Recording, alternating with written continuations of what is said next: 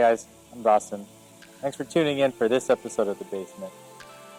Just a quick disclaimer, the following content you're about to view may have some elements that are not suitable for all audiences. Your discretion is advised.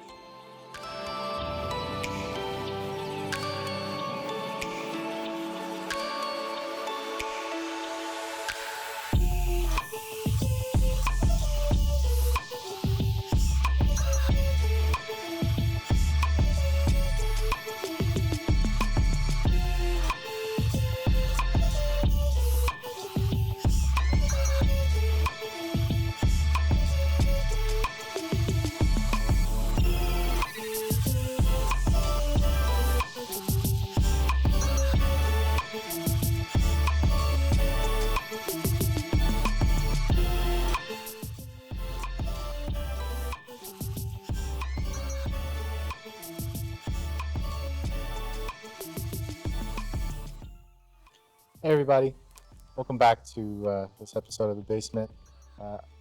I'm Dawson. We're joined today by a couple new people. We have Victor, who is a new guest on the show. We have Jared, you saw him last one. We have Johnny and Cynthia, who is our second newest addition to the show. This week we'll be talking about depression, something that has been going on for many, many years, but has been popping up in higher percentages throughout this last year during COVID. A lot of us here are going to be sharing and being open with you and sharing our thoughts, feelings, and even part testimony of our own with you.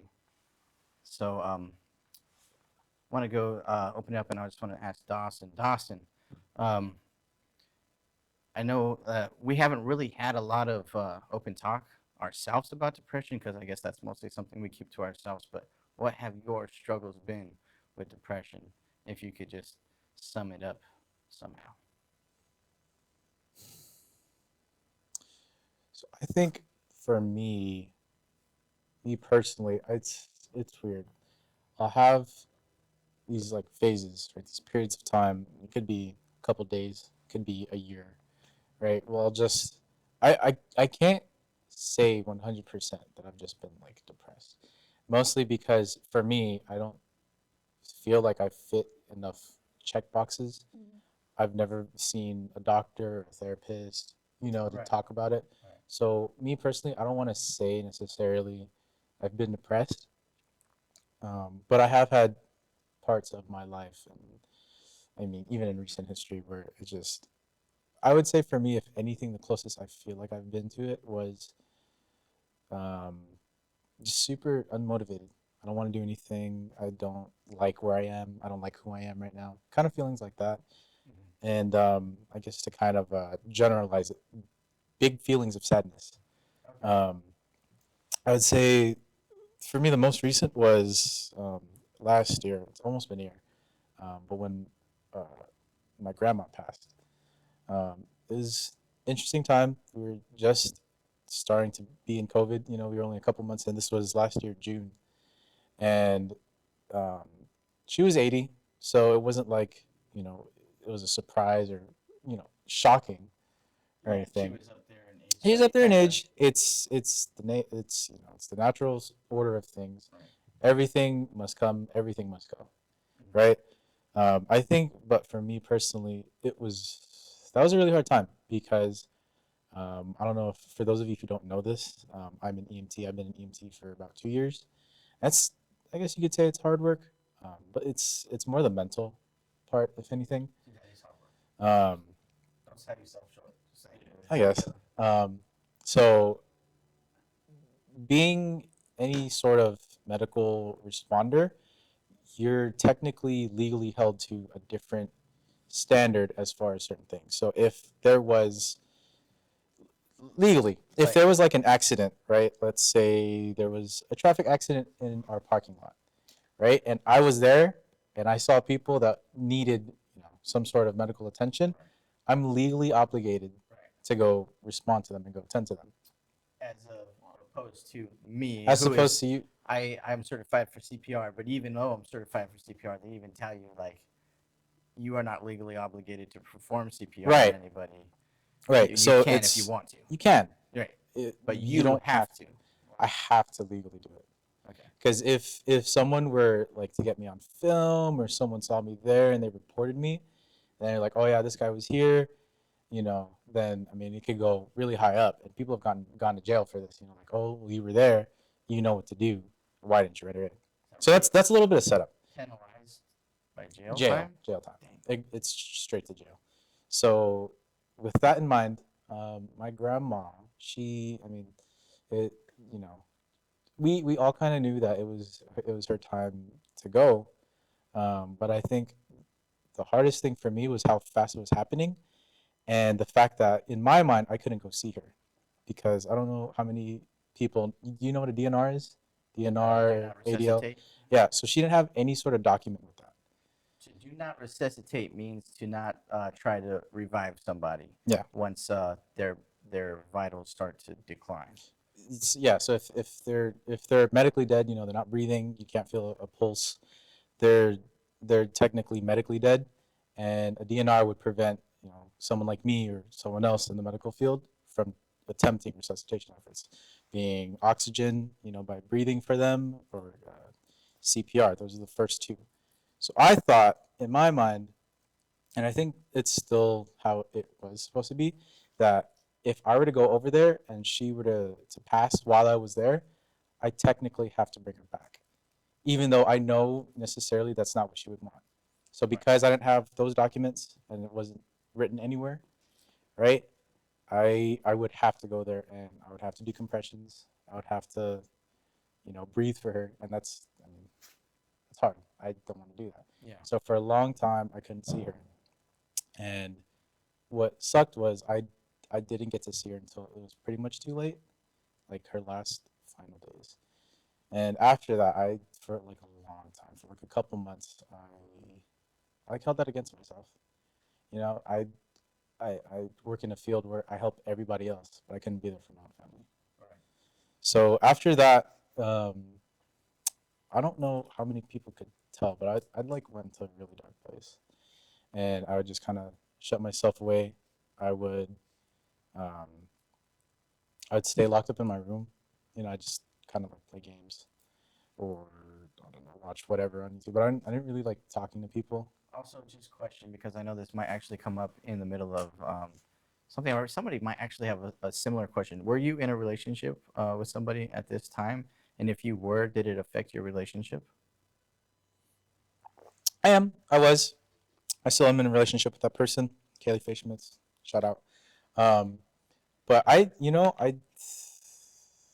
feel like if anything, maybe I was. I feel like I was more withdrawn, Yeah. withdrawn. If anything, emotionally, you know, mentally. Do you feel like that kind of played a like maybe some kind of effect there too? I think so. Definitely with my family. Yeah. They can attest that, like, I, or at least during that period, and maybe even before, that like the running gag is in our house. Oh, you're never home. Blah blah blah. I mean, even when you are home, you're not. Right. Which was kind of the truth. Yeah. So Okay. yeah, I would say that was, if anything, my most recent struggle with depression. I don't know if it was depression. I didn't I talk would to anyone consider about that it. some bit of a depression. Definitely, if your mind isn't able to like be here physically because of some kind of emotional check, that's a form of depression, I would say. I mean, I'm not a doctor, and I can't really tell you these things, but depression comes in and lets out in all these different ways. Um, that being said, uh, just a small piece of that, what you were saying, um, Jared, who is also your brother, um, Jared, how were you affected by that? I mean, did you find yourself in a depression as well, or did that kind of hit you different? Or I know that we're not just focusing on that as only depression you've had, but this kind of opens up for you.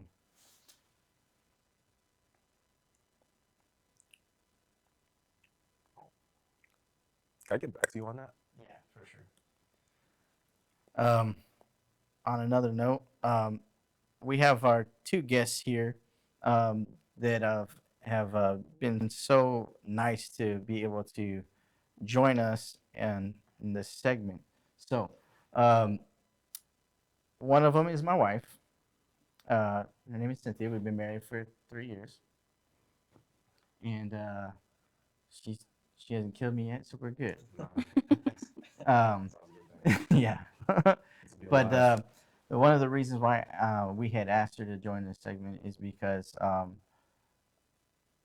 and I share a lot of similarities, but depression has been very real for her, and for us to be able to open up um, the door for different types of depression, we just kind of want to see if you can just give us a little bit of a download of certain depressions you have gone through and triggers that have led you there.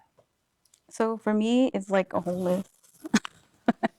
But you've seen me go through it, and it's depression is something hard to explain when, especially when you're going through it. You're just like in this dark spot, like you can't get yourself out of it. Nothing. He's been there for me. Like he knows I'm going through something, and he'll ask me. Yeah, yeah. I've had times where in a relationship where I was there, and I can't even say what it really was that triggered it. It's sometimes it just attacks you out of the nowhere. Like he was explaining, you don't feel like doing anything. You don't like yourself at the moment, and it's hard to explain You what don't even really know what what it it's attached to. what it's attached to. Yeah. Exactly. You're just like, I can't even explain it, and it's hard because you have someone or more than one, trying to be there for you, and they're just like, let me in. I just want to be there for you. I want to help you feel better. But there's nothing, like, you start closing up more and more because there's nothing that you can really explain and to help the other person understand this is why I'm feeling like this. And then everything's all better. No, you just got to go with it, I guess. And it's hard for him, which I'm pretty sure affects him uh, pretty bad too. And I can see it. But I mean, there's been times where it's been specific. Um, I can go back all the way to when I was younger. Me was what I struggled with has always been like either dad issues or I went through a really really bad relationship where that caused very very bad depression after having my daughter. Um, I went like we have gone through a lot of similarities, but I went through a lot more difficult stuff because I was very young when I got pregnant. Yeah, And I didn't mean to say me and your life no, was like exactly no, alike. I think what brought us together is what we had just recently gone through. Our We it, just went through a dra- major hardship. a very very major hardship, yes, and that's what we can be like. Yeah, we can relate there a lot, but I guess kind of being with somebody who knows what it's like to be really damaged um, helps in a way to where, like, if you're with somebody who doesn't understand what it's like to be really hurt because life has just been really good for them all the time, well, they're not going to understand that you have triggers or you have something that kind of sets you off or just moments of sadness to yourself or not someone who's not come from something like that is not going to understand. So for the most part, when she's going through stuff, even nowadays, I just make myself available as I can, and even if that does nothing. yeah, it might not get me out of that spot, like out of where I'm at right now, like right there and then, but to know that I have you, that you're trying to be understanding, even though there's no way that you really understand it, Yeah. it kind of slowly pulls me out of that, and it helps a lot, although it may not feel like it to you. No. It does, and I think that's something that people all people need to know when they have someone in their life that's going through depression and they feel like giving up because I don't know what to do anymore. Right. So you stop checking in on them. You just like, oh, I'm just gonna let them be. That's the moment where someone might want to take their life, and Right. Yeah. so no matter how hard they're pushing you out, you just keep checking up on them and be like, hey, how are you doing today? I prayed for you, or do you need anything? And Even just a hug is so powerful. Exactly. Without Even even just a saying hug. anything, you can just hug Yes. somebody that's going through it. I got a question for you. How did you know that you were in like that dark spot? Like like for me personally, I can't tell. It just kind of happens over time. Like I notice it over days. Hmm. How do you know when you're I feeling know like that? because I don't. It sucks to say, but you don't really care about anything or anyone around you, and it's hard to say that as a mother because your babies, your kids are your life or everything. You do everything and anything for them. But when you're in that spot, you don't even want to deal with them. You don't want to deal with your spouse. You don't want to deal with your children. You're just like in your own.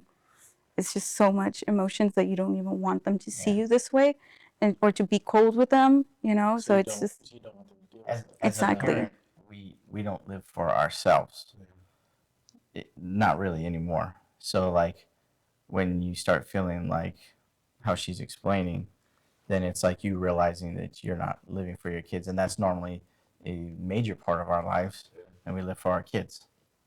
yeah. So that's pretty much when it, and I think the most recent that I got like that was right after I had my daughter because postpartum depression is very real, and I feel like that's really really bad. But I did get like that with him, and I just Oh, we're talking about after we just had after I had Olivia. Olivia, I went through it. We just Yeah. had a baby about 6 months ago, so Thank you. um, we went through a lot in that small amount of time. I almost lost her in the process of bringing a new baby in the world, and that's a whole nother story in itself. But on top of that, she also wasn't able to be with us for the first 24 hours of our newborn baby's life. So I was in a different room with our baby, and she was in the ICU by herself, and just not even being able to do first, second mother things where they do this thing called skin to skin, where you get to put the baby right on you right after. She didn't get to experience any of that. No closeness, no everything. It was just rush right off. And then on top of that, it's just so much in that first amount, right? It's a lot. Yeah. It's just I remember once like I was better and everything. I had posted on Facebook. Like I did this whole little like I planned out everything and I planned out how everything was gonna go, what I was gonna do, what pictures what we were gonna take, and then none of that happened because it was not according to my plan. I said God's it was God's plan for some reason, for whatever reason, and whatever I can talk to someone about how it went, and I it's crazy how everything went. It really is, but it really affected me, and I feel like that it made me realize like God gave me a second chance at life, but then at the same time, the devil's trying to attack, and it's like, oh, you didn't get to attach with your baby. You didn't, your baby doesn't want you, and I was like fighting in between these two, where I want to praise God for giving me a second chance of life, and then I was trying not to give in into the depression. My baby doesn't want me, like, or my baby loves my husband more because she got to be with him, and it just like so much emotions, and I was very depressed. I was very hurt, and I feel like I couldn't talk to my husband about it. I feel like I didn't open up about it because he wouldn't understand no matter what I explained, and I think that was just the devil really really attacking. Like, you need to keep this to yourself. Like, no one's gonna understand you. No one's gonna know what you're going through. And there's this little bit that you could see like that there was this jealousy there that I just didn't like. I could see, but I wasn't aware of why, because like in my mind, like we just had a baby. Like we brought a baby into, not we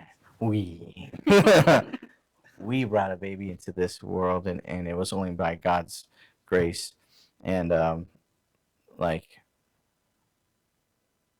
like it in my mind, like that's something to celebrate and be happy about. So when I seeing the like hints of jealousy, I didn't get it. And that made me like more like upset, and it just made kind of pulled me more into my own little bubble of depression. Like, he doesn't Yeah. get it, he doesn't understand me, he doesn't, like.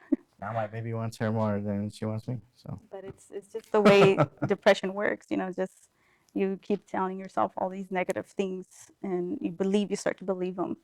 And unless you speak up about it, like no one's gonna know what you're going through. And I wouldn't speak up about it, but he would bug me and bug me. Like, I know something bugging you. Like, can you explain to me what you're going through? Can you? And I would be like, no. Like, I would keep shutting him out, but he wouldn't give up. So that's what helped me to get out of that little spot that I was in, the darkness. There's almost a point where you feel dumb for being that persistent. Really. Sometimes you know. Yeah.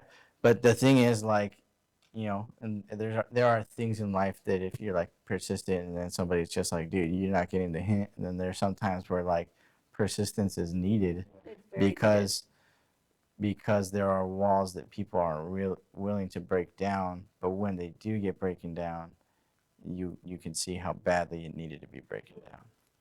So, just so we could intro another person to get in the mix, but we can get back into asking more questions about Yeah, I what got you a were question saying. about that, actually. Oh, go ahead. Yeah. Okay. So you said there was jealousy, um, for for Johnny. To Would have that bond with yeah, to my have daughter. that bond.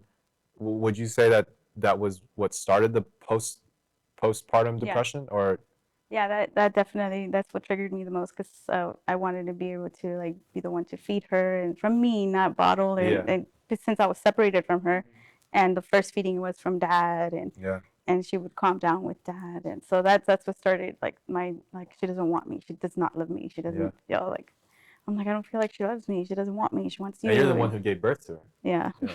And I'm just freaking out, hoping that my baby's like eating, and I'm just hoping that I'm like, I had been a dad before that, like we have other kids, but like changing a diaper is still new when you haven't done it in a long time, and or not in practice. And then also like just like not every single cry is a hunger cry, sometimes it's a comfort cry. And so I'm just thankful, like me, I'm just freaking out, being happy to be able to meet these needs of our newborn baby, and like I am not focusing on the things that she's Yeah. struggling with, even when, and she fought really hard to come home with us because they didn't want to let her come home with us, but that was like another thing. But that's probably our most recent thing that you've had to go through, right? Yeah, that was definitely the most recent one. And then we just want to open up the mic for Victor. Victor's coming, and he's been a friend of ours for a while. I think we just kind of mentioned that, like, met him back in like 2013 or something like that. He was still in high school. Now, so many years later, and I know that you're here with us for a reason. Like, obviously, we're not just gonna, we're not here because we didn't start this segment saying, "Oh, let's just find a bunch of people who've been depressed in our lives." Depression is very real, and I want to say almost everybody has had an encounter with depression. And so I just wanted to open up the, for you to share with us that, if you could just sum it up, what have been your struggles with depression? Yeah, I think depression has like so many different like categories, right? Like with whatever you go through. And I guess for me, like just going back to like, I guess elementary, I guess at that time, like just understanding, I didn't really understand my learning disability, which was just having dyslexia. So I just thought like, okay, I'm dumb. Everybody picks on me. I don't know how to read. I don't know what to do. Like I don't know how to talk to people. It was just weird, Have you told me you've had dyslexia before? Because I feel like I'm hearing it for the first time. Yeah, I think I've shared it with you briefly, but I Okay. usually don't talk about it because it's like uncomfortable for me. Being like 27, okay, you don't know how to read that well. No, Obvious- the thing is, when I've heard Yeah. you read faster than I read. Yeah. So I mean, it's I'm definitely like- gotten better. Yeah. And just like, since my girlfriend, she's a speech therapist, and just understanding more, her telling me like what she's learned over how kids suffer through that have dyslexia when they don't get it treated.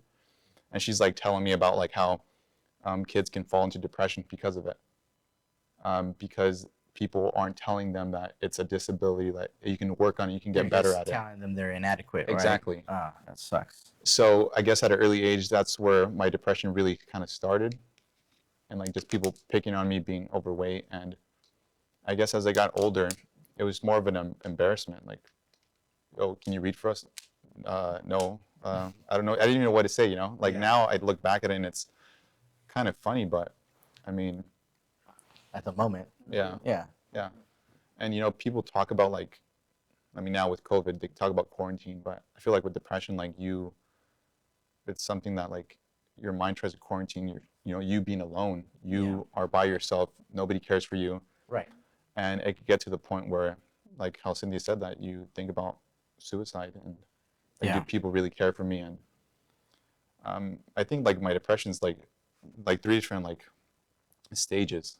First, just me being sad about how I suffered through depression, people picking on me, and then as time went on, in a sense, I got clinically depressed. Like they wanted to give me medication. Yeah. I didn't want to, so I guess I tried to look at different outlets on what can help me with my depression. Yeah. And whether it was like drinking or doing other stuff, partying, I feel like it didn't really help me. So then I kind of like went to a different avenue, which was, I guess, really seeking God. It was new to me. So, but then as I got to know him, it got better. Around how old were you when that started happening? Which part? The seeking God. Oh, part. it was probably around 18. Like honestly, I thought it was a joke. I was only curious because like through high school, typical high school students that I've interacted with are not saying stuff like, Yeah. I've tried partying and I want to try God now. So Yeah. that's not a typical reaction. Quite a few years later. Yeah. Yeah. 22, 24, Yeah. I was 21, gonna say Yeah. longer than that. Like Yeah. even 30. pushing 30. Yeah. Yeah, and I think it had to do with my ex-girlfriend since she was a Christian. But to be honest, I mean, I thought it was a joke. Like, oh, you need God for you to be able to better. I was like, dude, this person's crazy. Like, I don't need God. What do you mean? Like, nobody's even talking to me. Nobody's there. I think I remember you telling me that. But it just started getting worse, and I got to the point where, what am I doing with my life? And it just started adding up. Like, I'll give an example. Like, out of my entire family, all my siblings, I'm the only one that's born in the United States. I had so much pressure, me having a learning disability. Okay, they're looking at me like I'm the prize possession. Yeah, because you can make something of yourself Exactly. here without Like- paperwork being an issue. Yeah, you're like, you're gonna go to college, you're gonna do this. I'm like, no, I can't. What do you mean you can't? Like, you have everything. You have everything lined up for you. You have everything physically you need Exactly. to make it in this world. So I felt like it was so much Yeah. pressure to the point where I'm like, you guys don't understand like what I'm going through. Yeah, mentally. Yeah. And then as I got, into church, things, things got a lot better. But then as I started working far from my family, it got even worse than I've ever thought, Like I think it was, I would say like 3 years ago, where I thought it wasn't as bad, but then I went to a psychologist and they give me an exam. And the same way I felt was that when I filled it out, I remembered, and she's like, you have severe depression. And it just hit me. I'm like, yo, like I had this a couple years ago. How's this back? Yeah. Like, what type of questions? Yeah. Yeah, can you elaborate on that? Like, Yeah, how did it's they like- say that you're it's- severely? Because So I guess none of us have ever been diagnosed Yeah. depressed, so that's interesting. Yeah, so they give you like an outline. It's either like it could be like a psychologist or like a physician assistant. They'll give you like a paperwork you fill out, and then they'll tell you like you need like more help. Like this is what we can offer, but you need to seek more help. And the questions are like how often, like how many times during the day do you want to be by yourself, or do you like spending time with people, or do you just like being alone? Would you care if you died? Do you think people would care? No, no, no, no, for everything. Really? You know? So is it? So it's like if you hit a certain amount of like, it's like points, right? And you hit a certain amount of points, it's like Yeah. you're really really depressed, or it's like you're kind of depressed, like Yeah. that. Yeah. Then they do different testing, stuff like that. Or is it if you answered in this sequence of answers? Yeah, No. it's a different kind of like, I guess, like different things they do to test you. Yeah. Like when I was in high school, because I mean, I had lost maybe 100 pounds, and I thought me losing 100 pounds, I'm gonna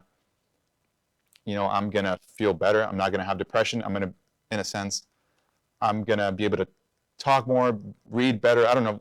In my head, that's what I thought, but it made it worse because then it got to the point where um, now I have bad eating habits. Now I don't eat as much. Now I'm starving myself, and it just led on and on to me basically having like an eating disorder that nobody knows about. This is the first time I talked about it with, I mean, anybody. Dude, I remember I went to your car once when you were young, and you just had an apple and a banana chilling on your seat, and I was like, "Oh, cool! You bring like snacks with you when you're on the road," and then you're like, "No, dude, this is my lunch," and I was just like, Yeah, "Either this was really healthy, or like, yeah, bro. or he's just trying not to eat."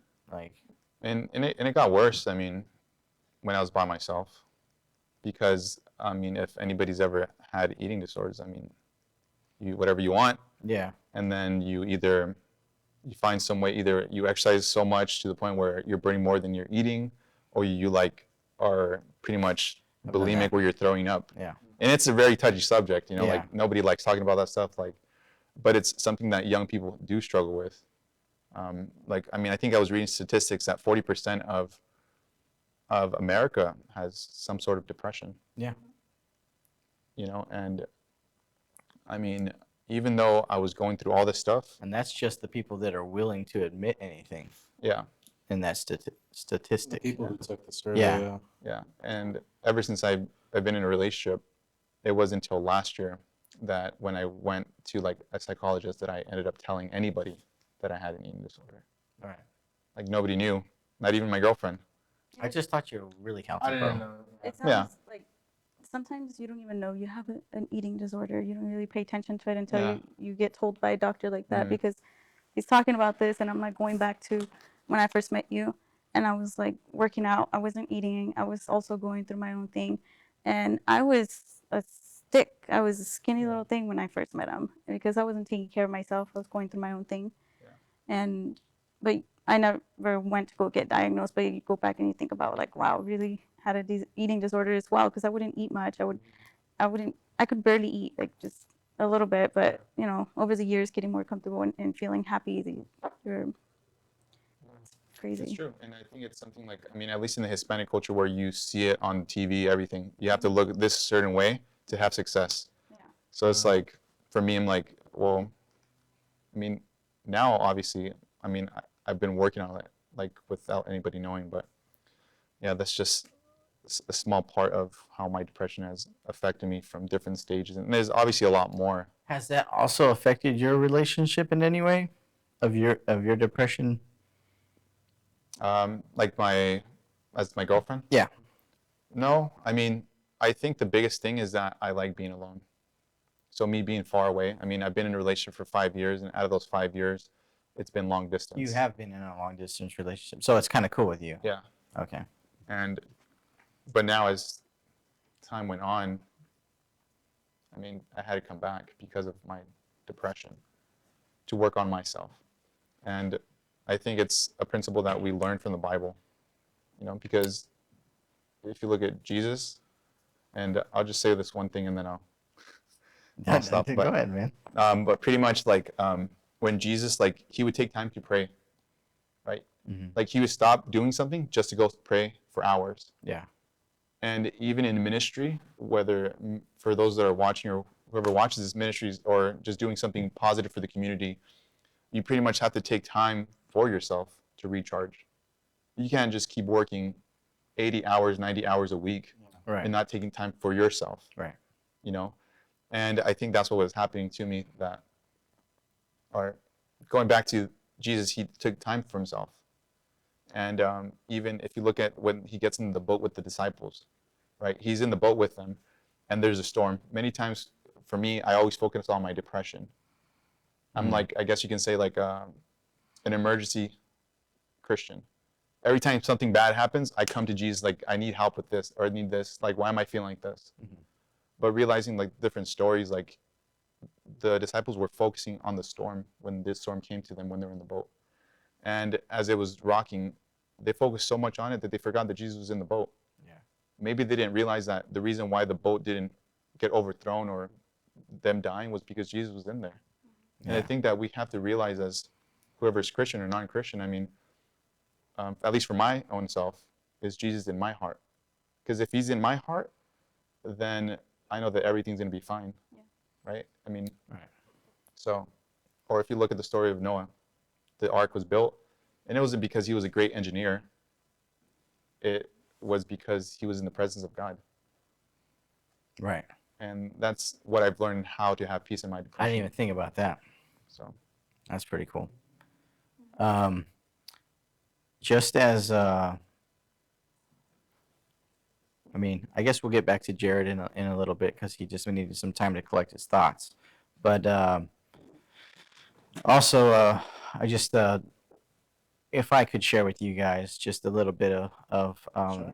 this depression, because it, you know, the craziest thing, just listening to every single one of us, as you could tell just by listening to this, is there are all these different forms and packages of depression. It doesn't hit everybody the same way.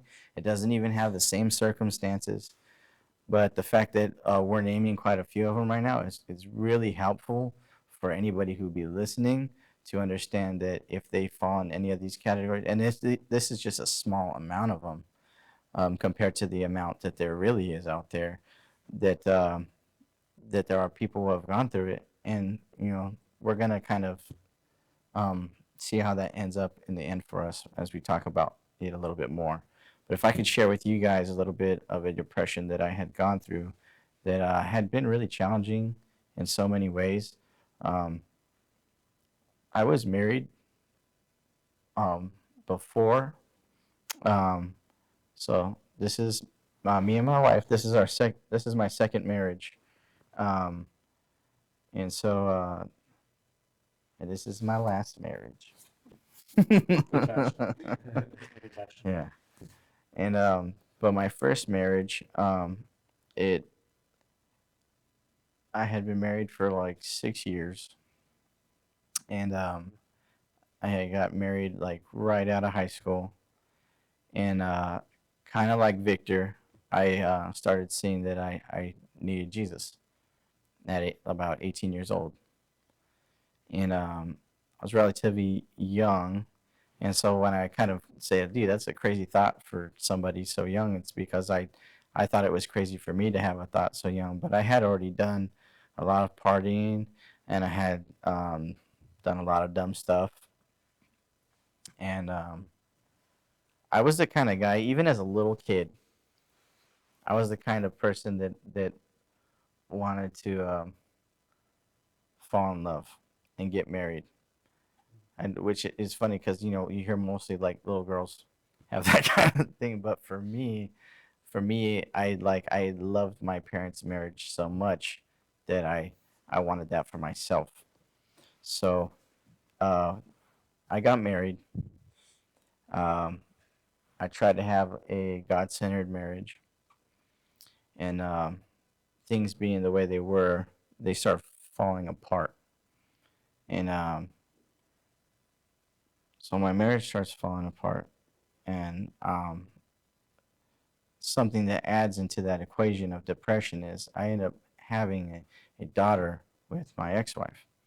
So um, around the time where things start feeling like everything's really slipping away, I start panicking because I felt like I was doing all the right things, but none of the right reactions, or not reactions, but the right results. Yeah, the right results were not happening. So it's kind of like to put it in a different way, if you want to get strong or have a body shaped like a bodybuilder, you lift weights. You don't just keep eating and hoping that it'll happen, right? So just in that way, as somebody who starts lifting weights and their body starts shaping there, just as much as you want that to be the thing when you're trying to fight for a marriage, you're hoping that the work that you're putting in is the result that you're getting back, and this was not happening. And I was praying even harder about it, and it still ended. And in the middle of it, my daughter um, is greatly affected by it.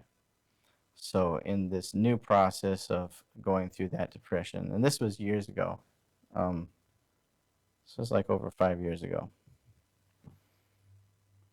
Um, so this is all happening. When you are in a relationship with somebody for a certain amount of time, and then it just kind of ends, you start questioning things like your worth. If you're good enough, if like if they could leave you that easy, like something must be really wrong with you. You're not precious. You're not, like those I think those commercials to tell people like, oh, you're priceless. Oh, this is priceless. You're not priceless. You start feeling like that. Exactly. You're not worth fighting for. Then you become this small, and you question everything. How good you look. You question that. You question uh, how smart you are. You start questioning if you are a loving person, and everything. You question everything, and that's the thing that me and my wife had in common when we met, because we had gone through relationships that we invested a lot in and got nothing back. Well, in the end, in the end. He got out of marriage. I was out of an engagement. I had a whole wedding planned, and that got canceled. So it was something that we both had in common. It's very similar. So when I was able to talk to her about it, and all she could do is just agree with me, I was kind of like, wow, this is awesome. Yeah.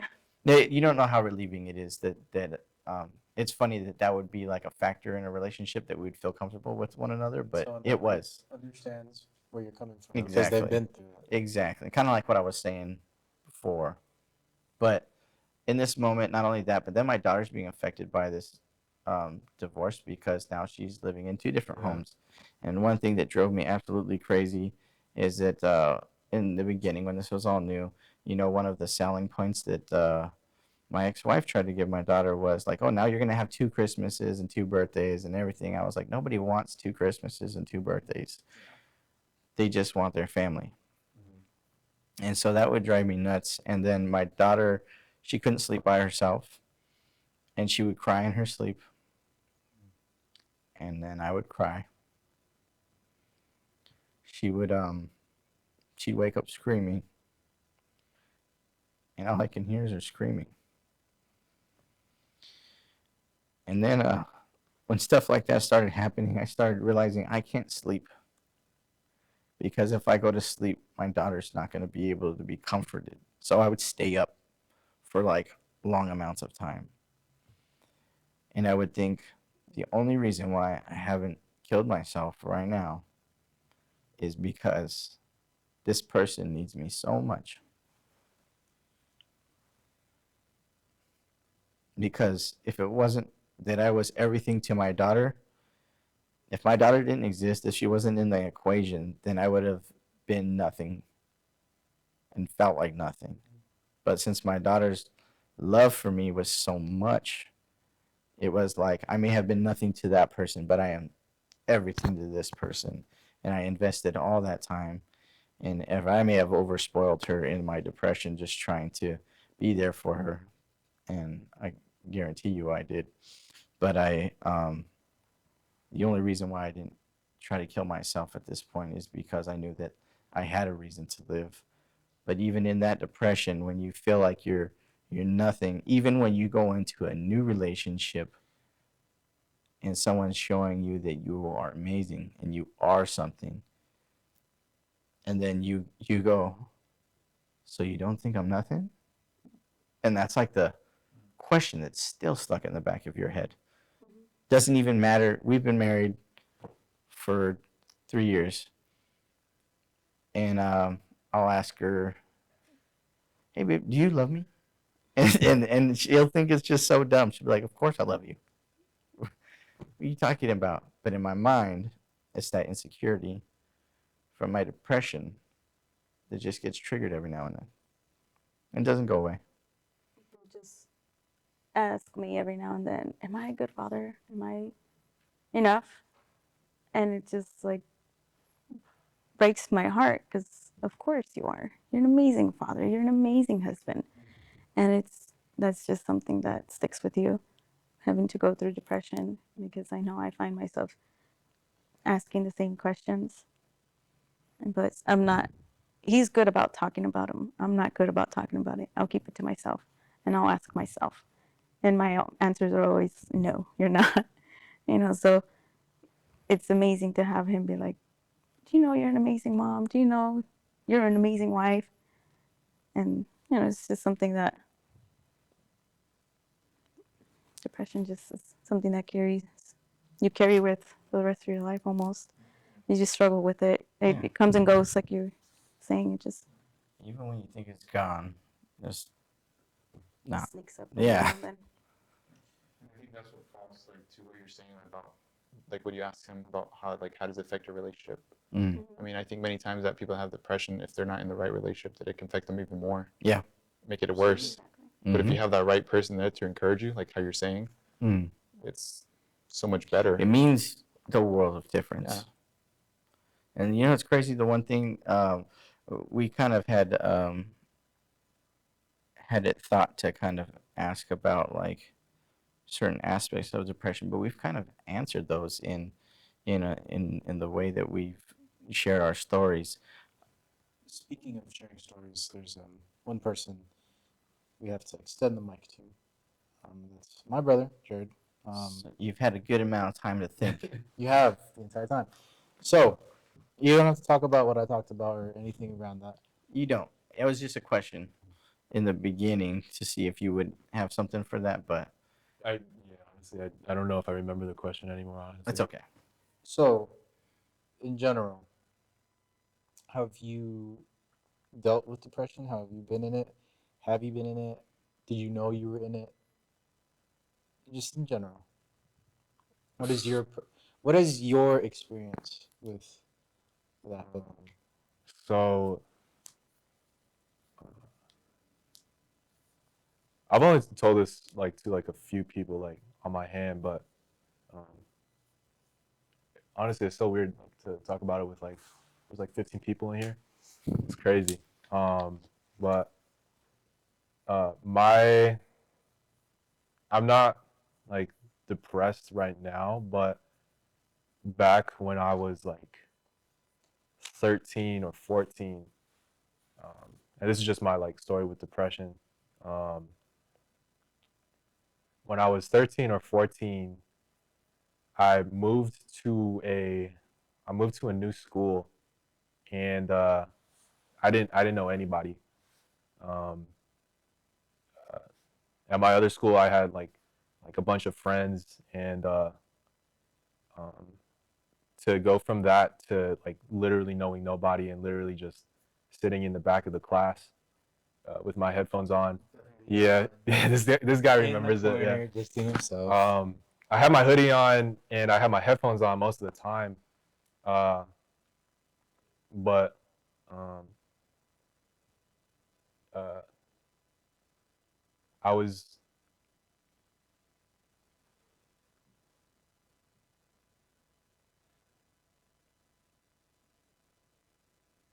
so alone that for at least like a couple months, like every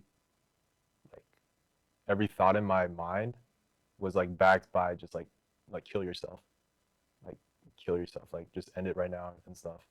Um, this one time, and it's funny now that I talk about it, but this one time I actually went to my kitchen drawer, and I pulled out a knife, but the thing was, it wasn't even the sharpest knife. Like it was like one of those like dull like bread Like- knives.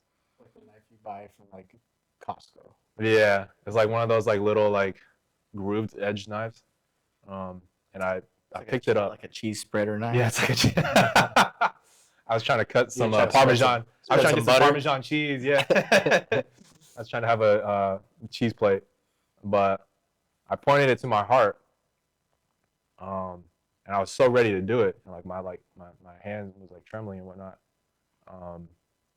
But like in that moment, the one thing that I thought of, honestly, now that I remember it, is my grandma. And back when this was around, our grandfather had just died. It was around like 2013. Yeah, 2013, 14.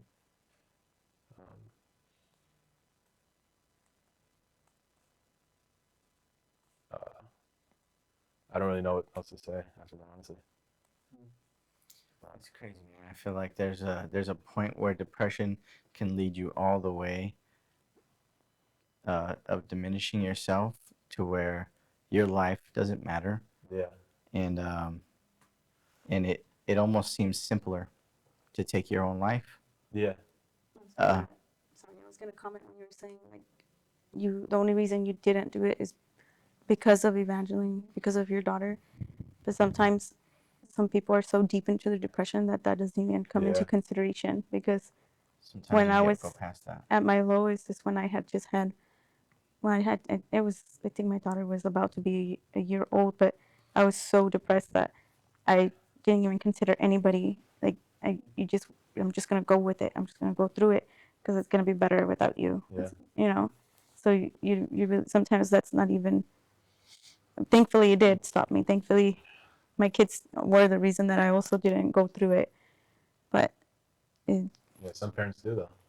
some parents do go through it, and it's heartbreaking because if you ask their family or their friends, they'll say, I never knew. I Yeah, never knew she yeah, was of course. depressed. I never knew she was And kind going And of through that's that also Yeah. kind of part of the reason too. Yeah. because you never And you kind of asked. shared that too. Like nobody really knew, Yeah. right? You just kind of to yourself. And yeah, Vic I was kinda literally just to that too. You myself, said yeah. nobody really knew. It was just kind of insane, Mhm. and it's very internal. And that's another thing that I kind of wanted to It's point just a out negative down spiral. is that when you are depressed, that you draw into yourself. Yeah. You never reach out. If you can find a depressed person, they don't say, "Hey, man, I'm really depressed, and I just need somebody to come and help me." No, Yeah, they don't do that, the no. depressed person is depressed, and they go inside themselves, Yeah. and what they do is they let the depression fester because nobody else can understand it, and that's what depression does. And you know what? The craziest part is that is exactly what the devil does, man. He'll make it sound like it's your own idea and it's a great idea, but he's been working on you for a while. And the thing is, like when you withdraw into yourself, you have no resource. What was your resources? Like, how did you get out? How do you get out of like those states? I want to say that even for a long time after I started feeling, because I would go to the gym every day, and I'm not saying the gym is like the way you get out of depression, but you can ask this dude. I was in the gym every day. I probably only skipped one day a week that I didn't go to the gym, but I was there for 3 hours a day, every day. What was your max? Like your max deadlift?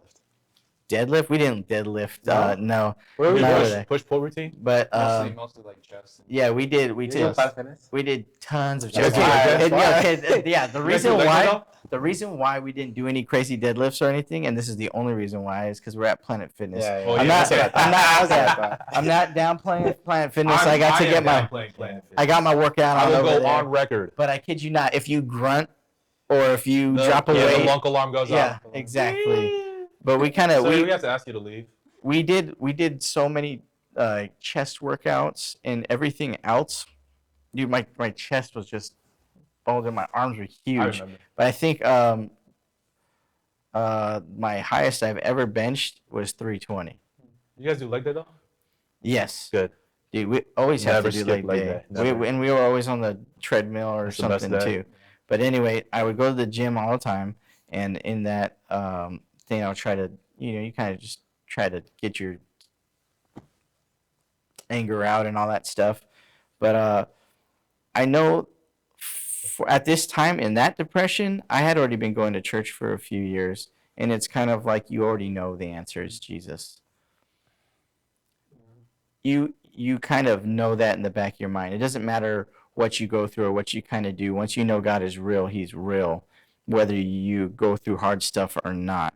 And so in my depression that I had went through, I knew that God existed, but I was very mad at Him because of what I went through, and I kind of just thought like I did all the right things. Why did I get this as a result? But it wasn't until later where he still showed me his unfailing love by giving me a new relationship that built me up. It didn't tear me down. And I just think that like his consistency with me was more than my consistency with him.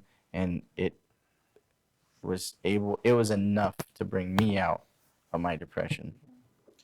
Can I share something real quick? Do It's just it. something I really wanted to share. Now you know how you're talking about like how I, like for those people that are watching, like sometimes people think like, okay, well they had depression and it gets to the point where they're about to kill themselves, Right. but they don't do it. So then some people sometimes feel like, okay, well they're not that depressed because they didn't kill themselves.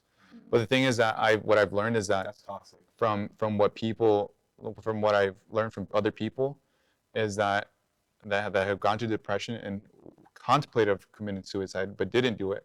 Some way those people, like I know a group of people from Indiana where to the point where they didn't do it, but they were cutting themselves Right.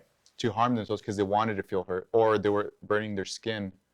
And it's like it's deeper than just, okay, you didn't do it, but there's still some people that are harming themselves. When stuff like that happens, and I've hurt myself in parts of depression, but you almost want your physical pain to match your emotional pain, and that's kind of what takes you there.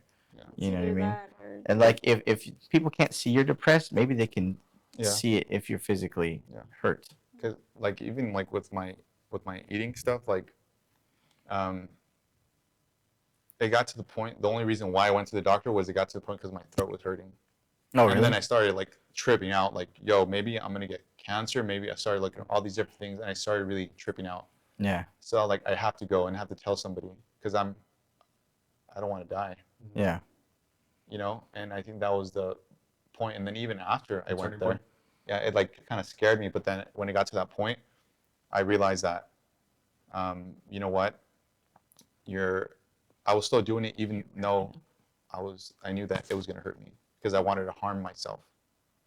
So it's yeah. I was gonna Crazy. say that it's either that or like you don't go through it, but you end up hurting yourself somehow, whether it's like cutting yourself or like burning or even Yeah. turning to medication where Yeah. you just want to numb yourself out. Oh, yeah.